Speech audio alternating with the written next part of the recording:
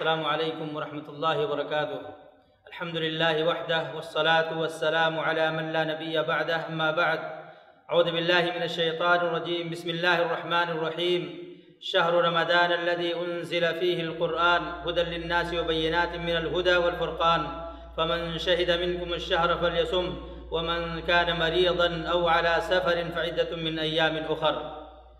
برادران اسلام، عزیز دوستوں اور ساتھیوں، رمضان کے مہینے کا روزہ تمام مسلمان مکلف پر فرض اور واجب ہے، لہذا اس کے چند مسائل سیکھنا بھی ضروری ہے تاکہ ہمارا یہ اسلام کا جو ایک عظیم رکن ہے کما حقہ ادا ہو اور اللہ کے بارگاہ میں اسے قبولیت سے نوازا جائے۔ میرے بھائی اور دوستوں، سب سے پہلے ہمیں چاند دیکھ کر روزہ رکھنا چاہیے، جیسا کہ اللہ کے نبی صلی اللہ علیہ وسلم کی حدیث ہے کہ چاند دیکھ کر روزہ رکھو اور چاند دیکھ کر روزہ افطار کرو۔ اسی طریقے سے رمضان کے روزے کے لیے فجر کی نماز سے پہلے، فجر کی اذان سے پہلے نیت کرنا ضروری ہے۔ اللہ کے نبی فرماتے ہیں صلی اللہ علیہ وسلم کہ جس نے فجر سے پہلے نیت نہیں کی اس کا روزہ قابل قبول نہیں۔ ایسے ہی میرے بھائیوں، رمضان کے روزے یا کوئی بھی روزہ چند چیزوں سے فاسد اور باطل ہو جاتا ہے، اس کا بھی جان لینا ضروری ہے۔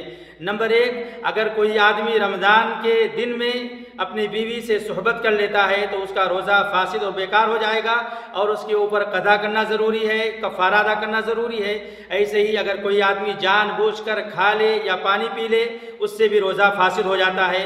یا کھانے کے اور پینے کے قائم مقام کوئی چیز ہو جیسے طاقت والا انجیکشن، اس سے بھی روزہ فاسد اور برباد ہو جاتا ہے۔ شہوت سے منی نکالنا، خارج کرنا، اس سے بھی روزہ فاسد ہو جاتا ہے۔ جان بوجھ کر قے کر دینے سے بھی روزہ فاسد اور برباد ہو جاتا ہے۔ ایسے ہی اگر کسی عورت کو حیض اور نفاس آ جائے دوران روزہ تو اس کا روزہ فاسد اور باطل ہو جاتا ہے۔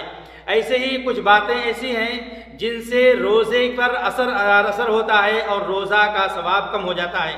انہی میں سے میرے بھائیوں، گالی گلوچ کرنا، لڑائی جھگڑا کرنا، غیبت کرنا، چغلی کھانا، جھوٹ بولنا، ان تمام چیزوں سے روزے پر اثر پڑتا ہے۔ اللہ کے نبی فرماتے ہیں صلی اللہ علیہ وسلم، من لم يدع قول الزور والعمل به فليس لله حاجة في ان يدع طعامه وشرابه، کہ جس نے روزہ رکھ کر جھوٹ بولنا، لڑائی جھگڑا کرنا، گالی گلوچ کرنا، غیبت کرنا، گناہ کرنا نہ چھوڑا، اللہ کو اس کے بھوکے اور پیاسے کی کوئی ضرورت نہیں ہے۔ ایسے ہی کچھ چیزیں رمضان کے روزے میں کرنا مباح ہیں، اس سے روزے پر اثر نہیں پڑتا۔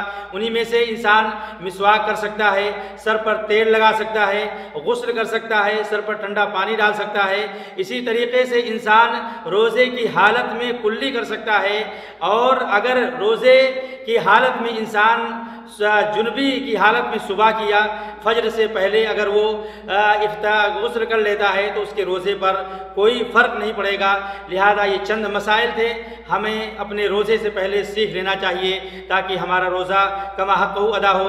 اللہ سے دعا ہے کہ ہمیں ان مسائل کو سیکھ کر ان پر عمل کرنے کی توفیق عطا فرمائے۔ وآخر دعوانا الحمد للہ رب العالمین، وصلی اللہ علی نبینا محمد وعلی آلہ وصحبہ اجمعین۔